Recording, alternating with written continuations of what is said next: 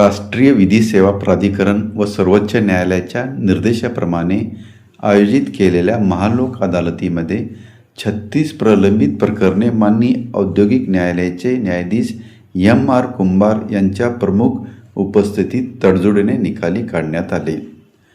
माननीय सदस्य औद्योगिक न्यायालय व कामगार न्यायालय सोलापूर येथे शनिवारी झालेल्या महालोक अदालतामध्ये न्यायालयातील प्रलंबित प्रकरणे ठेवण्यात आली होती. माननीय औद्योगिक न्यायालयाचे न्यायाधीश M.R. कुंभार यांच्या मार्गदर्शनाखाली पॅनल सदस्य advocate V.B. Akkasale, advocate R.A. बगली यांनी 36 प्रकरणे निकाली काढली.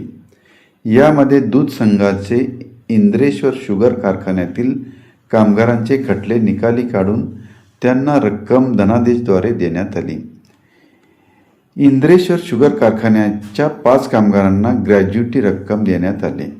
कारखान्याच्या वतीने जीवन फडतरे व कामगाराच्या वतीने ॲडव्होकेट मोहन पवार व प्रतिवादीचे वकील B.T. जाधव, पॅनल प्रमुख न्यायाधीश M.R. Kumbhar, advocate V.B. Akkasale, advocate R.S. Bagli, advocate Patki यांच्या उपस्थितीत धनादेश देण्यात आले.